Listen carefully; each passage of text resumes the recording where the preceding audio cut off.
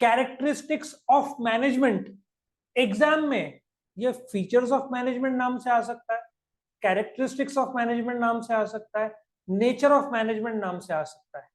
Logic समझ में आया? या सिर्फ management as a short note आया तो भी आप फीचर्स ऑफ मैनेजमेंट लिखेंगे। अच्छा, इसको कैसे लिखना है वो भी मैं बताऊंगा। एक्चुअली ये क्वेश्चन आना तो चाहिए 8 मार्क का, लेकिन इन लोगों ने पॉइंट सिर्फ कितने दिए हैं इसमें? 7। तो ये 4 मार्क का एक्सपेक्ट करो। और अभी का जो नया ट्रेंड है 12th का, उसमें वो लोग बोलते हैं give any 4 features of management या 5 फीचर्स। तो आपको 4 पूछा तो आप 4 ही पॉइंट्स लिखोगे। कुछ नहीं पूछा तो जैसे फीचर्स ऑफ मैनेजमेंट बोला तो आप 7 पॉइंट लिखेंगे। आप उन्होंने बोला गिव 4 या 5 फीचर्स ऑफ मैनेजमेंट तो आप सिर्फ 5 लिखोगे सपोर्टिंग बाय एग्जांपल। आप कैसे लिखोगे मैं थोड़ी देर में बताता हूँ। लॉजिक समझ में आया? ये एग्जाम के लिए देखा जाए तो सबसे इंपॉर्टेंट क्वेश्चन है, क्योंकि फीचर्स ऑफ मैनेजमेंट है, चैप्टर का बेसिक लेवल पे ये है, तो 4 मार्क का आएगा। जैसे आएगा ये, आप डायरेक्टली ये शुरू मत करना, इसको मैं आसान तरीके से, ये आपको आंसर ABCDE फॉर्म में लिखना है। पहले आप क्या करोगे, सबसे पहले ए जो डिराइवेशन लिखोगे, यहाँ पे एक डिराइवेशन दिया है जो मैं आपको बताता हूँ। यहाँ पे ए डिराइवेशन ऑफ मैनेजमेंट है, वो आप यूज करोगे। मतलब मैनेजमेंट मैनेगर वर्ड से डिराइव्ड है जो कि इटालियन है, और वो इतना लिखा तो भी चलेगा, आपको 3 लाइन लिखने की जरूरत नहीं है, क्योंकि आपका आंसर बहुत बड़ा हो जाएगा। लॉजिक समझ में आ रहा है? ये यहाँ का 1.25 लाइन मतलब तुम्हारा 2.5 लाइन डबल हो जाता है। सो क्या बोलोगे, मैनेजमेंट कौन से वर्ड से डिराइव्ड है? Latin word, sorry Italian word मैनेगर। मैनेगर का स्पेलिंग देखना आया समझ में? मतलब टू हैंडल अ हॉर्स, उससे ये वर्ड मैनेजमेंट डिराइव हुआ। हालांकि कुछ लोग फ्रेंच वाले भी क्लेम करते हैं। अब बैंक जैसा वर्ड है, बैंक के भी हिस्ट्री और डिराइवेशन फ्रेंच वाले बोलते हैं हमसे डिराइव्ड है, लैटिन वाले बोलते हैं हमसे डिराइव्ड है, ठीक है ना? फ्रेंच लैटिन अलग अलग भाषाएं क्लेम करते हैं वो शब्द उनके वर्ड से आया, कोर वर्ड या रूट वर्ड से आया। फिर एग्जाम में आप बी इंट्रोडक्शन लिखोगे, ठीक है ना? यहाँ पे जो इंट्रोडक्शन है इसको बी बोलोगे, modern management is very complex complicated time consuming technological. C बोलोगे मैनेजमेंट, और डी बोलोगे डेफिनेशन। सिंपल सी भाषा में मैनेजमेंट क्या है? ऑर्गेनाइजेशन में लोग साथ में आते हैं, उनसे जब आप काम करवा के लेते हैं उसको क्या बोलते हैं? मैनेजमेंट। अच्छा, आपका ये होगा कैरेक्टरिस्टिक्स ई, ए डिराइवेशन, बी इंट्रोडक्शन, सी मीनिंग, डी डेफिनेशन, और ई कैरेक्टरिस्टिक। डेफिनेशन आप यहाँ पे जो दिया हुआ है छोटा सा लाइन आपको अच्छा लगेगा वो लिख देना एग्जाम में। नाउ ई आपका शुरू होगा कैरेक्टरिस्टिक्स। कैरेक्टरिस्टिक्स भी लर्न करने का मैं एक आसान तरीका बताता हूँ। 12th में सेकेंड चैप्टर में एक फंक्शंस ऑफ मैनेजमेंट है, planning, organizing, staffing, creating, controlling, coordination. ऐसे 6 चीजें। सबका पहला फीचर गोल ओरिएंटेड, क्योंकि सब कुछ तुम गोल के हिसाब से ही करते हो। तो मैनेजमेंट हो या कोई भी हो, पहला पॉइंट क्या होगा? Management is goal oriented. ये गोल ओरिएंटेड कैसे होगा? मैं तुमको एग्जांपल देता हूँ। मारुति कितने कार्स बेचता है साल में? 15 लाख। इस साल का गोल है उनका करीबन 20 लाख। 18-19 तो ट्रैक कर ही लेंगे वो लोग।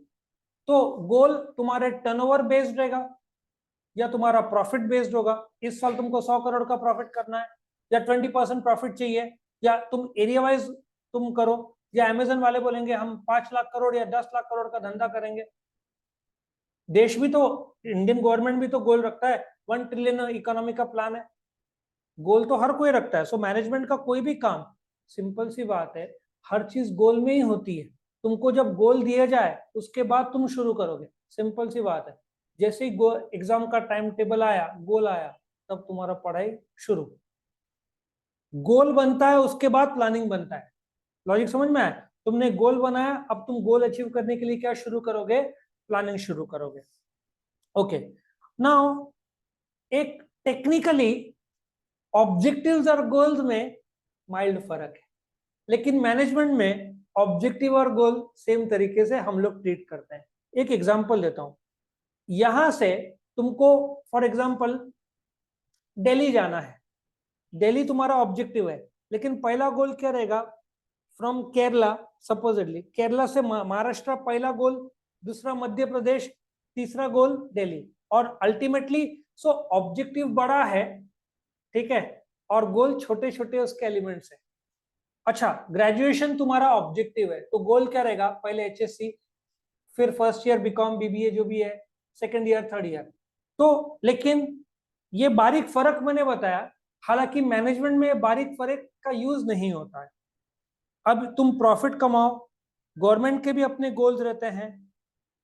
तुमको विश्वास नहीं होगा, हॉस्पिटल जैसा संस्था का भी गोल्स रहते हैं। ये साल इतने पेशेंट्स को ट्रीट करना है, ये साल इतना टर्नओवर करना है। स्कूल कॉलेजेस, अब ये normally goal private in nature रहता है, पब्लिक को, एम्प्लॉइज ये सब के लिए रहता है, इसलिए तुमको ये सब पता नहीं चलता होगा कि कंपनी का गोल क्या है। ठीक है, हालांकि नया ट्रेंड का हिसाब से गोल क्या होगा पता है? तुमको इतना मार्केट शेयर अचीव करना है। मार्केट शेयर होता है सबका 10%, 20%। अभी डोमिनोज का कितना मार्केट शेयर है इंडिया में? 65 to 70% मार्केट शेयर। पिज्जा हट का मुश्किल से 10-15% होगा। तो पिज्जा हट क्या बोलेगा, हमारा मार्केट शेयर 15 से हम 25% मिले हैं। और इसमें सबसे ज्यादा मार्केट शेयर का गोल बनाएगा एप्पल इंडिया के लिए।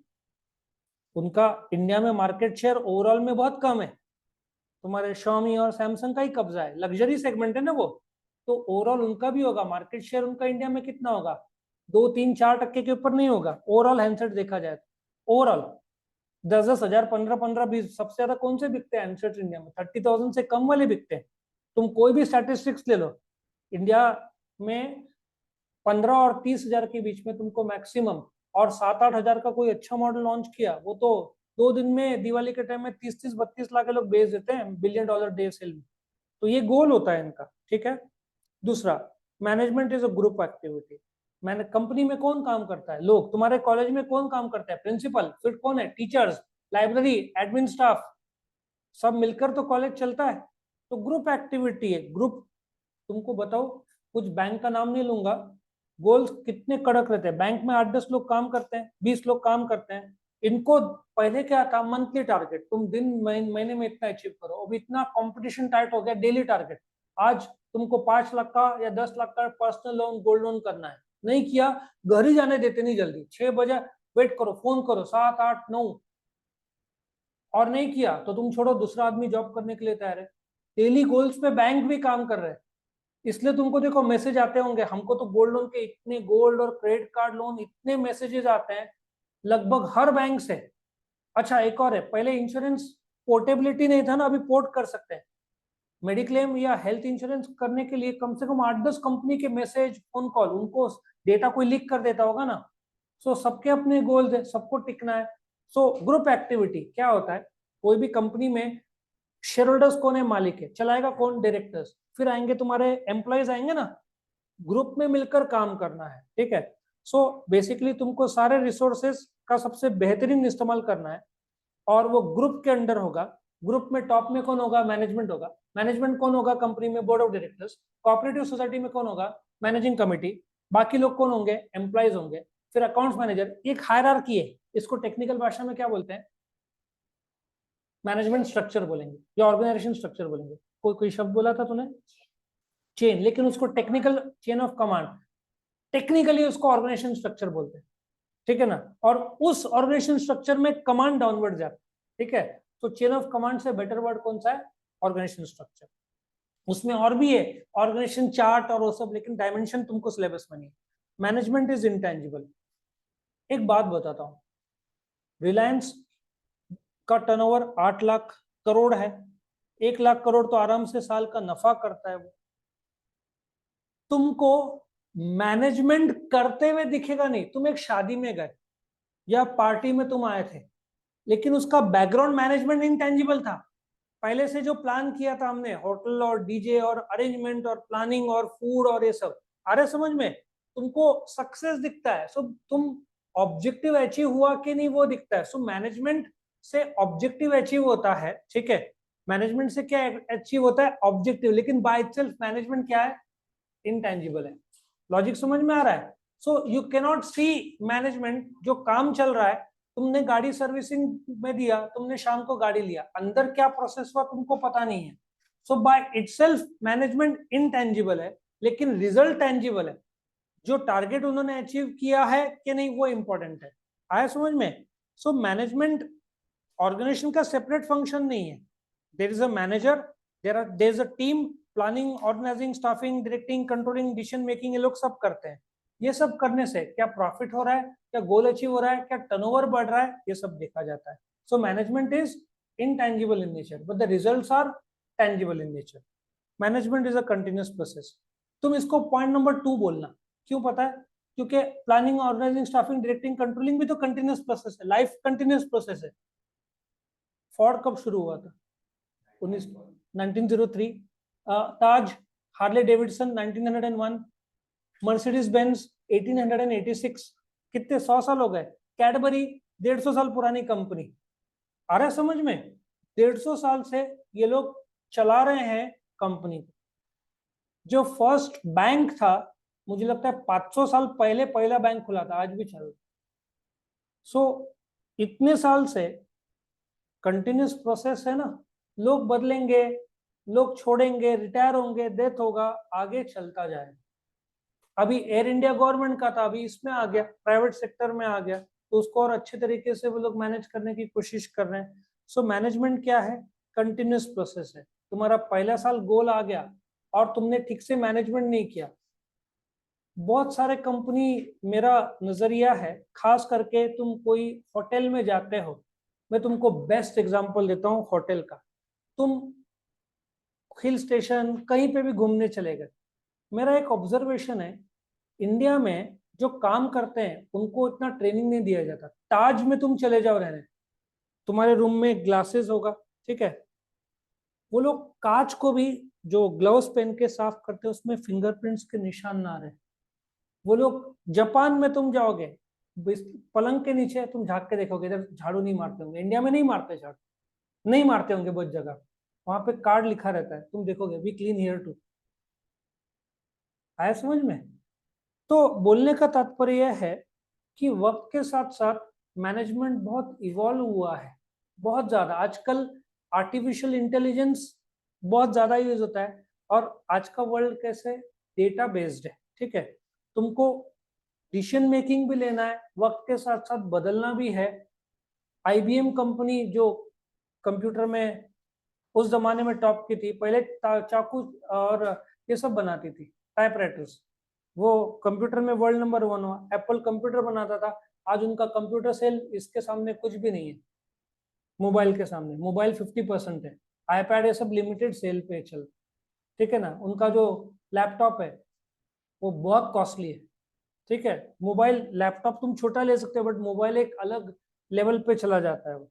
सो कंटिन्यूस प्रोसेस. अभी उन्होंने टैग लाया ना, चाबी, क्या बोलते हैं उसको, एप्पल डॉट, क्या नाम है उसका, उनको सर्वाइव, जो भी गुम जाए तो वाइब्रेट करेगा, ऐसे कुछ है. लोकेशन का, मैंने एक, मेरे को स्टूडेंट ने बताया था लोकेशन का, वो बहुत अच्छा है. तो उनको सेम प्रोडक्ट बेच के एक प्रोडक्ट लाइफ साइकिल में जिंदगी खत्म हो जाएगा. उनको नया प्रोडक्ट वक्त के साथ साथ लाना ही होगा. आज जैसे मोबाइल से सब चालू होता है ना, अभी तुमको बोलता हूँ नेक्स्ट जनरेशन, यूरोप ने नया कायदा लाया, और मैं मानता हूँ ये बहुत बढ़िया कायदा. मैं कितने साल से सोच रहा हूँ गवर्नमेंट ये करता क्यों नहीं है. अब एप्पल के लिए पिन अलग है, सी के लिए अलग है, शायद बी के लिए अलग है, इसके लिए अलग, उसके लिए अलग. मेरे को इतना परेशानी होता है ना, क्योंकि मुझे बहुत सारे गैजेट्स ये सब लगते हैं. यूरोप ने बोला सबके लिए एक ही आ जाएगा. क्या गजब कायदा है. एप्पल को झक मार के आईफोन 15 में उनको या तो सी या कंपेटेबल लाना ही होगा, यूरोप बेचने देगा नहीं. अच्छा, ब्राजील या कौन से कंट्री था, उन्होंने बोला बैटरी नहीं दे रहे हो ना, हमारे देश में बेचने नहीं देंगे. फिर उन्होंने बैटरी के साथ बेचना शुरू किया. इंडिया भी कर सकता है, लेकिन इंडिया में क्या हो रहा है, सब कंपनीज मैन्युफैक्चरिंग शुरू कर रहे हैं ना. अभी अभी नया है इंडिया में, थोड़ा 5 साल जाने दो, इंडियन गवर्नमेंट बोलेगा बैटरी साथ में देता है कि नहीं तो आउट करे तेरे को. अभी इंडिया मैन्युफैक्चरिंग बढ़ा रहा है, इसलिए कायदे नहीं ला रहा है. यूरोप सेटल्ड है, यूरोप ने लाया कायदा. तुम देखना आईफोन 15 में जो उनका चार्जिंग पोर्ट है, वो या तो सी होगा या कुछ तो करेंगे जो यूरोप में स्वीकारा जाए. आया समझ में? और मेरा तो मानना है सारे के सारे मोबाइल्स को सी चार्जिंग पे ही रखो, क्योंकि छोटे जो मोबाइल्स आते हैं ना, वो बी पे चलते हैं, कुछ बी पे चलते हैं. तुम्हारा सैमसंग का ही ले लो, कुछ सी पे चलते हैं. तो मेरे को समझ, और अच्छा जो मेरा चार्जर है 120 वॉट्स का, उसमें भी सी है, किसी का 100 वन प्लस, किसी का 35 45, इधर 30 वॉट्स का है, तो सब पे सी है। तो अलग अलग क्यों रखने का? तुमको फिर 3 वायर लगेंगे, अच्छा 3 में कनेक्टिंग वायर आते ना, मैंने 2 साथ में चार्जिंग में रखा, वायर उड़ गया, या वो पूरा वो क्या बोलते हैं, वही खराब हो गया, पूरा फेंकना पड़ा। सो बेस्ट है एक ही चार्जिंग रखो। अच्छा कैमरास के लिए भी सेम रखोगे, कितना आसान हो जाता है। मतलब तुम ट्रैवल करने जाओ तो चार्जिंग केस, अच्छा जैसे फिली शेव आता है ना, उसका उसका 2 पिन है, 2 पिन डालना पड़ता है। मैं वही सोचता हूँ ये लोग कॉमन क्यों नहीं रखते, हर जगह पे तुमको अलग अलग चार्जिंग। मुझे लगता है कि आज ऑनलाइन तुमको मिलते हैं 8-10 एक साथ पैकेज वाले, लेकिन तुम कितना संभालोगे? तो कंटिन्यूस प्रोसेस में तुम 1 या 2 साल में वर्ल्ड सी में आ जाएगा, और वो फेयर भी है। और एक और खासियत बोलता हूँ, लैपटॉप ले लो, इसमें एक छोटा सी होता है और एक यूएसबी होता है। एनी टाइम सी फास्ट माना जाता है, सी में डाउनलोड स्पीड भी ज्यादा रहता है। तो सी कर देंगे तो बाकी भी एडवांटेज आना शुरू हो जाएगा, करेक्ट। मानते हैं एचडीएमआई केवल हर जगह पे तुम नहीं कर सकते, बट जहां पॉसिबल है सारे मोबाइल्स के लिए, ठीक है, या जो कनेक्टिंग छोटे मोबाइल बड़े मोबाइल सबको सी पे लेकर आओ, तो एक कंटिन्यूस प्रोसेस के तहत तहत वर्ल्ड कॉमन इस पे चला जाएगा। अच्छा मैनेजमेंट इज सिचुएशनल। मैं तुमको एक एग्जांपल देता हूं। डू यू एग्री कि जैसे जनरेशन बदल रहा है, विप्रो, इंफोसिस, ये सब आईटी के वर्ल्ड के अभी टॉप कंपनीज में माने जाते हैं। इंफोसिस तो वर्ल्ड के टॉप 5 में माना जाता है। जियो वर्ल्ड का सबसे सेकंड रिकॉग्नाइज्ड टेलीकॉम ब्रांड है। फर्स्ट स्विच टेल करके कुछ है, आई थिंक स्विट्जरलैंड का शायद वो। और तुम बोलते ना सिचुएशनल क्या होता है, घटनाएं जैसे बदलते हैं वैसे तुमको बदलना होगा। मैं बहुत मानता हूं इसको, फ्लेक्सिबल, हर चीज में रिजिड कर दिया ना कि नहीं यही सही है, तो कोलैप्स रिलेशन और मैनेजमेंट नहीं चलता है। अभी नया कंसेप्ट क्या है, जैसा देश वैसा देश बोलते ना तुमको। अच्छा एप्पल का again example, satellite phone India में नहीं दिया मोबाइल में, सैटेलाइट कॉल नहीं चलता है, बट अमेरिका कनाडा में चलता है। वहां पे लोग पेइंग के तौर पर रहते हैं। वहां पे आ, आप 2-3 साल बाद रिटर्न कर सकते हो, मंथली जो चार्जेस पे आप ले सकते हो, सुना होगा ना। यहाँ पे आपको ईएमआई में खरीदते हो तो खरीद लेते हो, वहां पे एक प्रकार से रेंट पे ले रहे ना, वैसे स्कीम्स आते हैं। इंडिया में उनको पता है लोग गड़बड़ी करेंगे, तो कुछ चीजें इंडिया में लागू नहीं होते। Same product can have 10 variations in 10 different countries. जब एयरबैग्स कंपलसरी नहीं था इंडिया में, तो बहुत सारे ऑटोमोबाइल कंपनीज लगाते ही नहीं थे, और फिर डेथ्स बढ़ गए। कब कायदा कंपलसरी हुआ, साइरस मिस्त्री का एक्सपायर हुआ ना, तब अभी मुझे लगता है सब कार पे एयरबैग्स कंपलसरी, 4 to 6 एयरबैग्स। और मैं हमेशा सोचता था वैन जिस मारुति बना रही है, लेकिन डैश हुआ, फ्रंटल डैश हुआ तो आदमी तो मरना ही है ना, गैप कहाँ है आदमी और उसके बीच में? डैश सामने ही है ना, इधर में स्टेयरिंग और इधर पतरा है, बचने का तो चांस है। तो ऐसे गाड़ी गवर्नमेंट अलाउड कैसे करते हैं? लेकिन धंधा है, चलता है। आगे चलकर कुछ तो कुछ एयरबैग्स कंपलसरी कर दो या डुअल एयरबैग्स कर दो, नहीं तो बचने के चांसेस रहेंगे ही नहीं। लॉजिक समझ में आ रहा है? तो बोलते हैं ना सिचुएशनल, तुम सिचुएशन जैसे, अच्छा इंडिया में तुम्हारा, तुम जापान जाओगे ना, तुमको पता है जापान में तुम मैनेजमेंट का स्टाइल बहुत अलग है। यहाँ पे 9 बजे का टाइम है, मस्त चलेगा। वहां पे 9 बजे गए तो लोग तुमको ऐसे घूर घूर कर देखते हैं, 9 बजे आया, टाइम 9 बजे का। वहां पे 1 घंटा पहले आना पड़ता है, तब सम्मान मिलता है। और शाम को 6 बजे, 7:30, 7, 7:30 को जाना लोग शुरू होते हैं। लॉजिक समझ में आ रहा है? सो यहाँ से जो इंडिया जापान में जाता है आदमी पागल हो जाता है। वहां पे हर चीज डिसिप्लिन पे चलती है। ट्रेन में लाइन में खड़े रहो, ट्रेन में तुम खा भी नहीं सकते भाई। बहुत सारे चीजें जो इंडिया में अपन फॉर ग्रांटेड लेते हैं, वहां तो अलाउड ही नहीं रहेगा, ठीक है ना। तो बहुत हर देश में अलग है, अमेरिका में अलग है, यूनाइटेड अरब एमिरेट दुबई में जाओगे कहीं से भी पार्किंग, कहीं से भी चलने गए 4,000 का फाइन लग जाएगा। सिलेक्टेड एरियाज में ही तुम क्रॉस कर सकते हो। इंडिया में अपन कैसे गाड़ी को रोकते हैं? और वहां पे तुम क्रॉस कर रहे हो, गाड़ी दूर से देखी वो वहीं रुक जाती है, उनको पता है टच भी हो गया तो बैंड बज जाएगा उनको। सो गाड़ी को तुमको रोकने की जरूरत नहीं है, वो देखेगा, इज्जत से रुक जाएगा। लेकिन बहुत कम लोग ऐसा करते हैं, क्योंकि एक रिस्पेक्ट भी रहता है, और तुम लिमिटेड एरिया से ही जा सकते हो। व्हाइट जेब्रा मार्क है ना, जेब्रा, भाई तुम दूसरी जगह से जा ही नहीं सकते।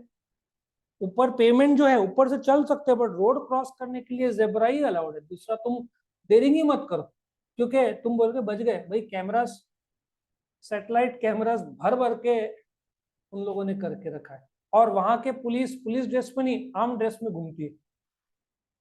तो तुम कहाँ बचोगे? ठीक है। सो सिचुएशनल, तुमको अपना मैनेजमेंट स्टाइल बदलना पड़ेगा इफ तुम्हारा सिचुएशन, कंपनी, कंट्री चेंज हो रहा है। Management is universal. मैं बेस्ट एग्जांपल दूं, उज्जैन में महाकाल का मंदिर है, गजब मैनेजमेंट। बाकी के ओमकारेश्वर या कुछ मंदिर इतना गंदा मैनेजमेंट, लोगों की डेथ भी हुई होगी उस गर्दी में। हॉस्पिटल ले लो, तुम अपोलो हॉस्पिटल में गए होंगे, तो it looks like a hotel ground floor में, एक 5 स्टार होटल की तरह, वो कार्ड ये सब ऐसा बनाया है, लगता ही नहीं कि हॉस्पिटल है। फिर उन लोग ऊपर ऊपर सब। तो कंपनी ले लो, मैनेजमेंट यूनिवर्सल है ना। पाकिस्तान का समझ में आया कैसे मैनेजमेंट टूटा, उनके टॉप टू लोअर लेवल का फेलियर है, और वो इंडिया में कितना अपन आगे बढ़ रहे हैं मैनेजमेंट की वजह से। एक स्ट्रेट फॉरवर्ड बात है, मैनेजमेंट के वजह से, उसमें खास करके फाइनेंशियल मैनेजमेंट के वजह से ही देश का सक्सेस होता है। तुम country, hospital, school, colleges, company, shops, कोई भी चीज मैनेजमेंट के बिना चल नहीं सकती, यूनिवर्सली नेचर है। तुमको अपना मैनेजमेंट लगातार इंप्रूव करना पड़ेगा। बेस्ट तरीका है टेक्नोलॉजी।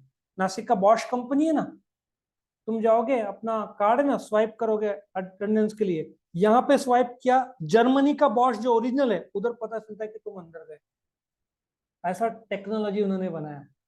मतलब it's a world class company.